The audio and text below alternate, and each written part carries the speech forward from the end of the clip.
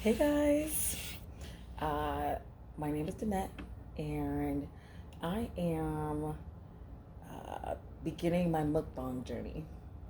I feel like it's something that I love watching, and I fell in love watching B Love's life. I think I saw her on a Facebook post, and she was eating, and people were commenting. They were making kind comments.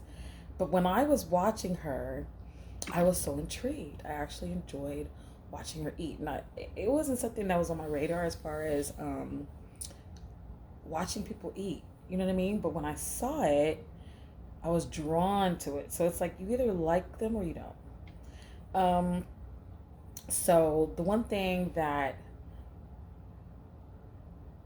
inspired me to change my name, because I'm Danette, and you know, um, and I was thinking about my YouTube channel, like I want to spread joy. I want to inspire people. That's kind of my mode of operating. It's just how I am naturally. And I felt like in one moment I just got the inspiration because I watched B Love's Life to do D Love's Life. And it's because I really love life. And so I feel like I hope that this is received well. I'm not trying to do anything to um, I don't want to do anything wrong when it comes to B Love's Life because I love her. I'm a big fan. Um, I watch her son. I watch Sadie Chunk Chuck. Um, I watch her other son. It's like he's so funny.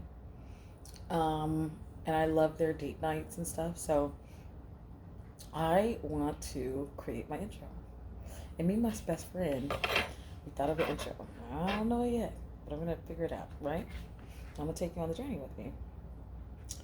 And so it says, "Hey guys, I'm back." I said, "Welcome to D Love's Life, where I share what I love and enjoy with you. Take a moment to subscribe, like, and comment so I can keep bringing the good life to you." I had to tweak it. I feel like the right intro will come to me and it'll evolve over time if I don't really feel comfortable. I loved it when I wrote it, and so now that I'm saying, I'm like, does it sound good? But you tell me. Um, I have what I call, so every time people watch me eat or see my photos when I'm dressed and I have my makeup and I'm out on date night. Um, I'll eat, my favorite foods. I love going to my favorite food place out here in Las Vegas is Bahama Breeze. I go there for the late night happy hour, and typically I will get the shrimp. It's like a butter. It's like a thyme and butter sauce, and it's shrimp with French bread. I love it. It's like I can order all the appetizers are a good price. We ordered the jerk wings with the habanero wings, the full six, and we get the empanadas. And so these are the types of things I eat when I'm out. But I thought it would be kind of cool to see what I eat when I'm home. Now this is an unusual combination, right? So tonight, this has a backstory. I love the um, pot stickers at PT's on Desert and Eastern, right? And I ate something new. I ate the fried pot stickers as opposed to the steamed, right? And I love the little cabbage salad that was underneath. I actually recreated that salad. It's just cabbage and like I put a balsamic vinaigrette on it. It tastes exactly the same. And so I might actually do that recipe. So I made a cabbage salad. This time I put carrots in it. So it's a cabbage salad with carrots. And this is just something I made up. This is like, oh, I called myself hodgepodge, right? Because if I'm at home and I haven't cooked, what I'll do is I'll make these hodgepodge meals, right? So I made a pot pie. So this is just a banquet pot pie, okay? I just got it out the oven, 400 degrees at 32 minutes. And I made this kind of like this salad that I'm dreaming up in my head. And so I usually use balsamic vinaigrette on my salads and blue cheese. Like when I go to the bar, I'll ask them to give me balsamic vinaigrette dressing, salad dressing, and the blue cheese dressing, and I'll put it all over. And it's like different bites. It's not like I'm mixing it up. I'm actually just kind of creating an experience in my salad. So if I want the blue cheese, I'll eat the blue cheese, and then when I want it works. So I'm doing that with this. I put the balsamic vinaigrette dressing on top of the cabbage, and I put the blue cheese. And this time, every so often I crave sweet pickles, so I put some sweet pickles in there. I know it's weird. It's weird food, but this is actually how I eat. And my best friend showed me a video of a lady who was cooking. She was cooking ham from the can, and I was thinking that they're staging this. Like, this lady doesn't really cook like this. This is for a video, and she was explaining to me, no, in the middle America, they will cook like that, and they think it's delicious. And I'm like, that's impossible. That's impossible. Somebody gonna tell you that they're gonna cook you Thanksgiving dinner and they're taking the ham out the can. I don't want to offend anybody, but that to me is crazy. I'm like, you don't use a recipe, or you don't have like ways you don't know. No. Mm-mm. Anyway, but this is one of my weird little meals. I know it's weird. I know it's real for real. Mm.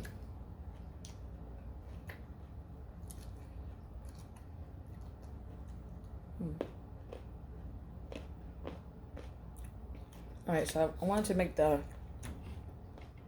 when you get older, you don't want to eat all that salt, and you don't want to eat too much carbs.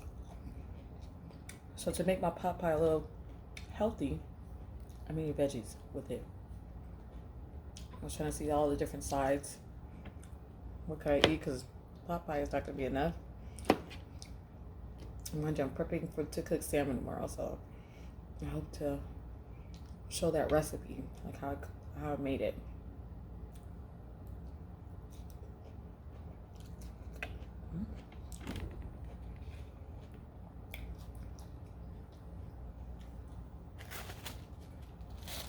And so anyway, getting back to Gila's life.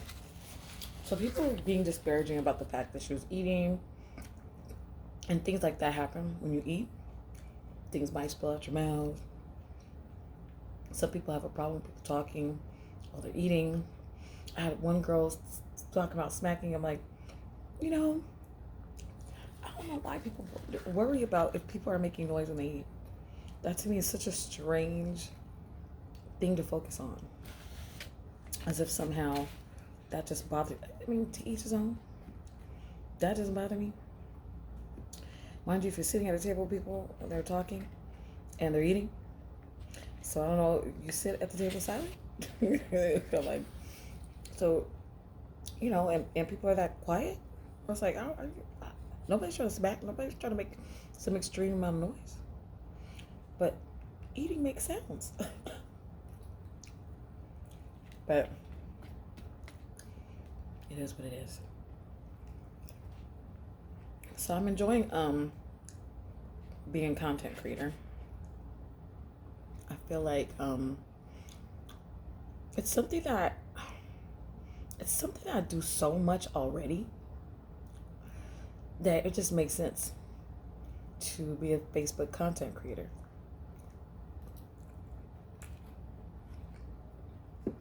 It's like, why not? I have like 5 pages already. I have so many pages. And it's a funny story because I joined Facebook in 2009. I used to work for NV Energy Converge. We were a division of NV Energy where we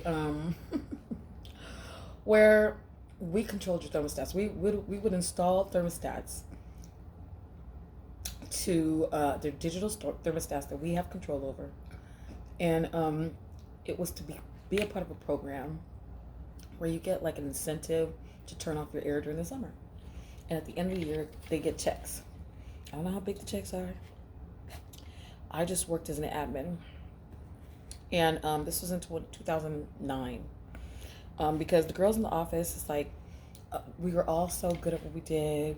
I remember, I remember when I was calling some of our customers because, okay, so let me finish the whole context of what NB Energy Converge was. I was, NB Energy Converge, they would, I guess they must have sent notifications out to homeowners to ask them if they wanted to be a part of the program, because you have to sign up to be a part of the program. And what they'll do as just a part of the program in general is they will install a new thermostat, because they're installing their own digital thermostat that's programmed by them. No conspiracies. And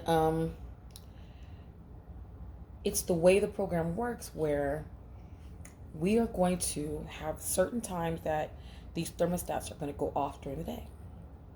And if you allow these thermostats to be off during the day, the way we program them to do, it's going to save you energy, it's going to save you money, and you'll get this little bonus check at the end of the year for being somebody who's saving energy during the summer. And so what we would do sometimes, because every so often people have issues, older people, they don't understand the digital thermostats that much. So we were there to kind of answer questions. And mind you, we were admin. So we were more so, most of our job was about taking care of the techs. We had these HVAC techs that we're doing their work orders, and we're kind of following them. We're kind of digital. If they're not digital, they need to be on the computer. We're doing all kinds of technical other issues. And so, but we were in an office. It was three of us. It was Courtney. I still know them today because they got me on Facebook. Okay, so it's Courtney and why did her name go? Mel. I'm like, Mel. And then Courtney and Mel we were all in the office together. And then there was Nola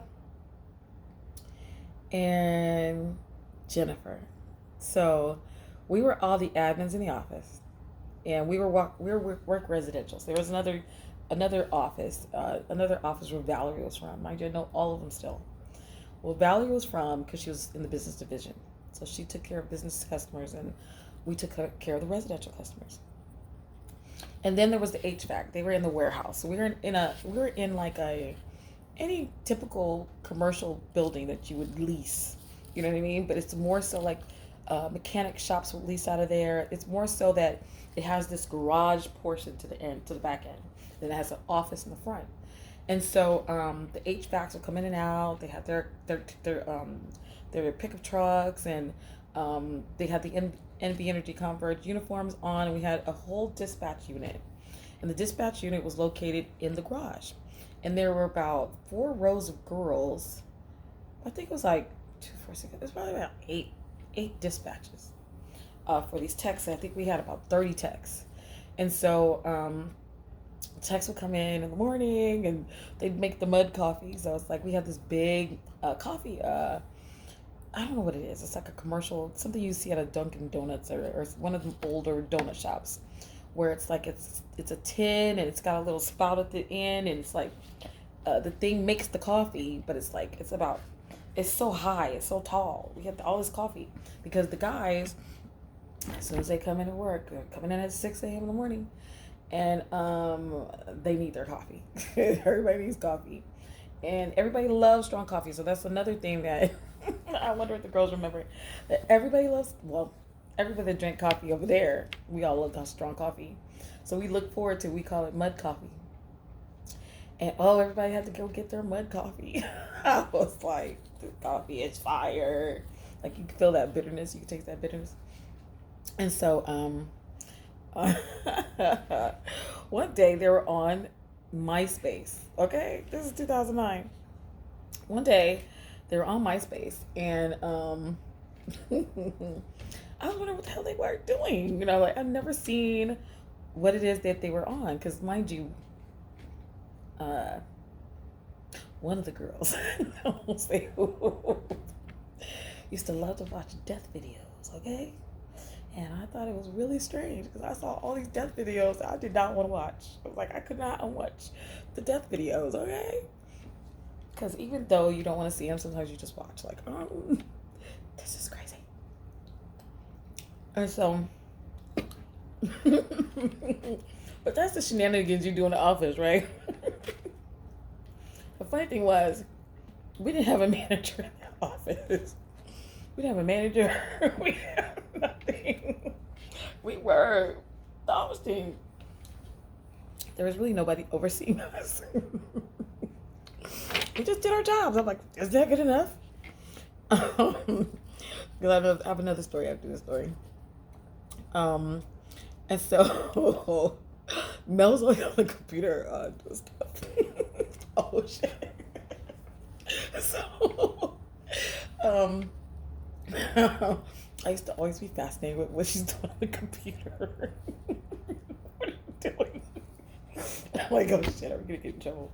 But we're the office staff, so I'm like, nobody's here to tell us that we can't. So, so we're watching these videos, right? And then she turns to this other page, and I'm like, what is this? This is like, she says, it's MySpace. I'm like, MySpace? What's that? She tried to explain it to me. And I was so fascinated. I was like, she goes, you should get an account. I'm like, okay, I'll get an account. And then she goes, oh, you should also get a Facebook account. I said, what's Facebook? And so they signed me up. And that's my first time I ever know anything about Facebook. And look at me now. I love them for that though. Because that's a core memory that it still makes me laugh to this day. It's just so joy filled, the memory. When we were all in the office. Oh God.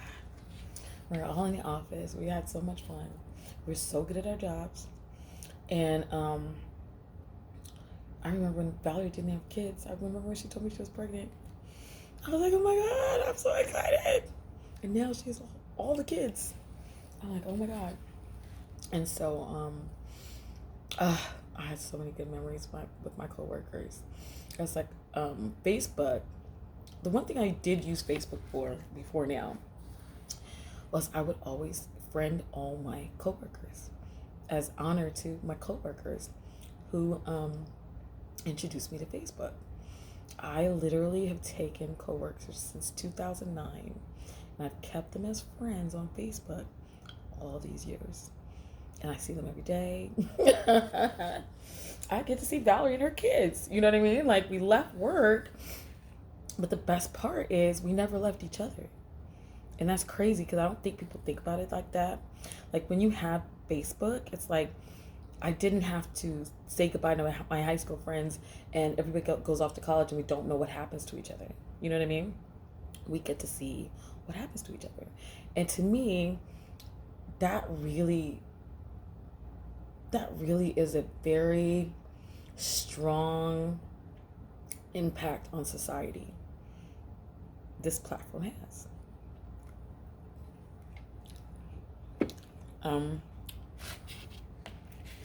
Just like when we went through the pandemic and we learned about Zoom and we realized like we had Christmas on Zoom. We had Christmas on Zoom because we had to, but I was like, I like Christmas on Zoom. Nobody has to get up and go and do. We can cook for ourselves. And sometimes that's a good thing. That's actually ideal sometimes because if I'm sick or, I really don't feel like getting dressed, it's like I can see people on the phone or put on my TV. I had Christmas on my TV. My mom and everybody, my brother and his wife were on Zoom. And I loved it. I even miss pandemic TV. I never used to watch The Kitchen on the Food Network. But when it went into pandemic mode, I said, I love this show. What is this show? It's like, it's Pandemic The Kitchen. I'm like, I love this show. This show is great. And then when they went back to the studio, I was like, I hate this show. I hate this show. Oh my God, I can't stand this show. And so it's kind of interesting that Facebook has impacted people and at least impacted me this way. Because who could have thunk it? Could have thunk it? I remember graduating from high school in 1992, and there's no internet. You know what I mean? Well, if there is, I didn't have it.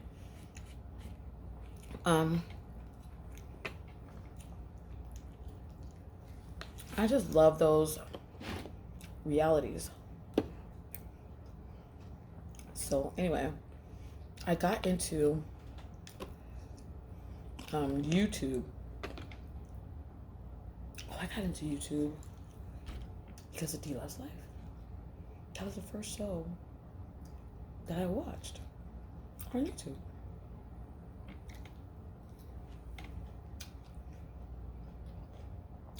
I started watching her in her first year. They were doing a lot of challenges. I didn't watch her all the time.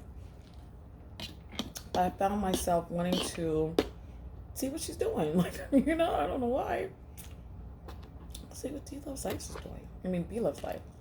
I wanted to see what she was doing. And I really liked watching her. I just like watching her. She talks. That's what I liked. I liked that she was talking.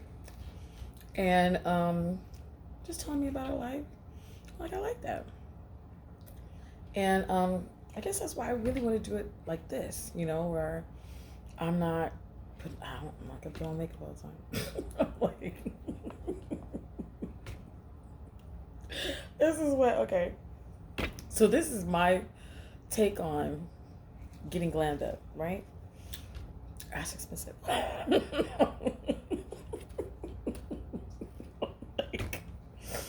Forgive me because I'm older. These girls are paying their face. And I'm like, that shit is expensive, okay? That is a lot. Because that makeup don't last that long. You gotta buy it over and over. I'm like, oh, hell no. I'm not doing it. I am not gonna do it.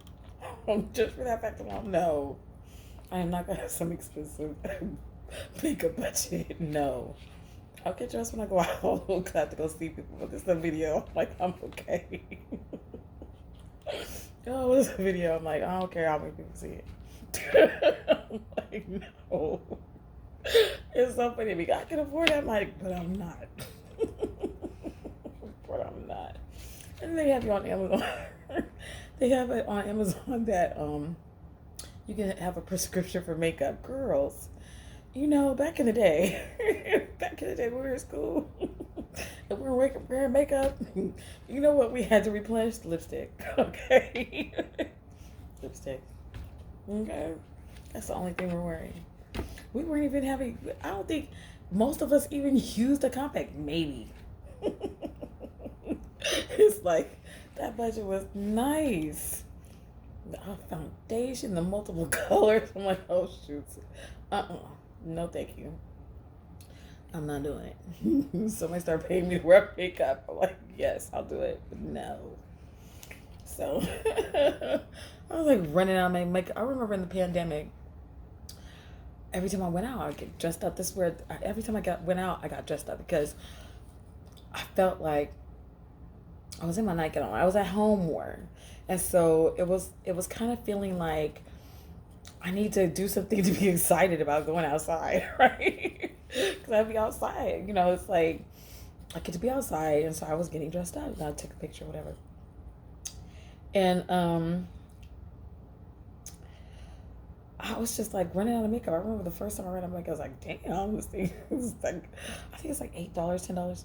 I read the L'Oreal True Match. I always say it's the one that Beyonce did the commercial for. And the color is C7. It's not. I just got my makeup done at Ulta, but that's another story. So I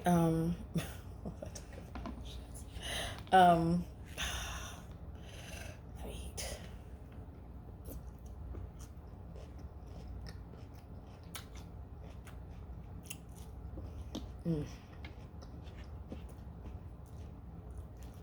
Makeup. I'm like, no, I am not gonna spend.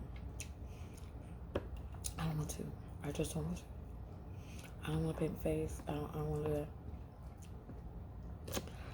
I'm a child of the 90s. Okay?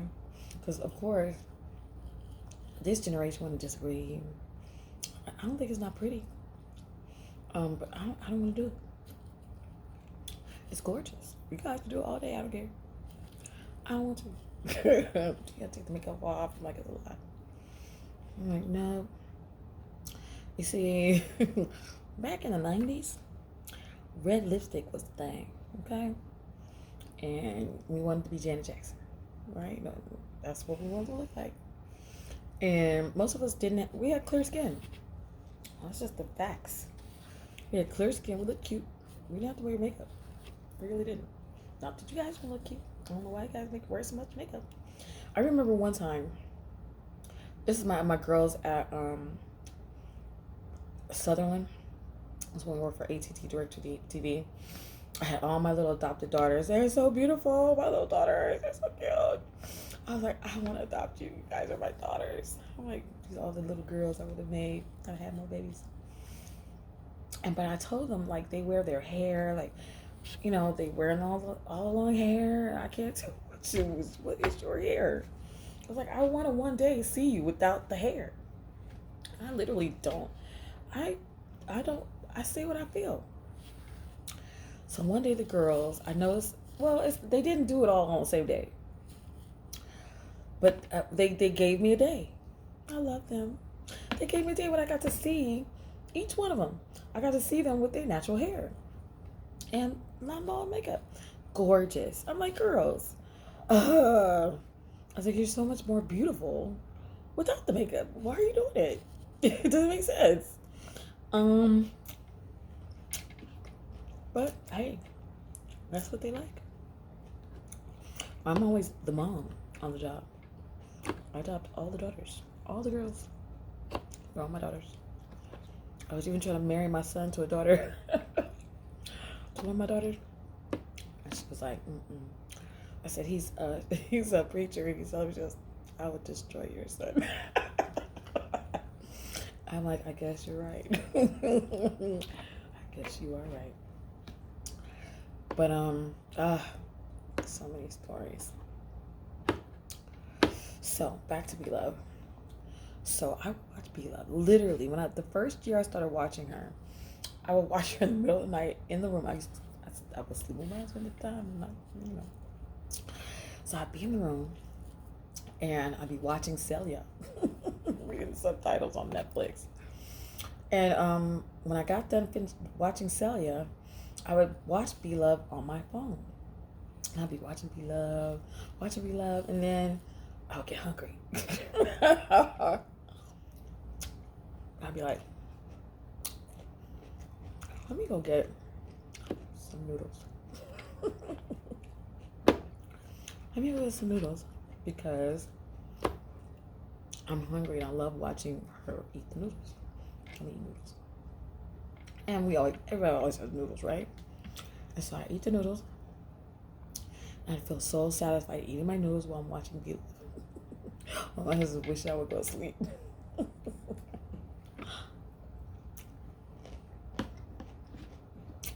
Anyway.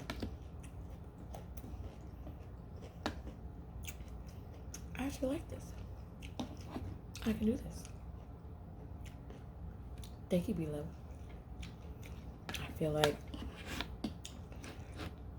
thank you for being yourself and with no apologies.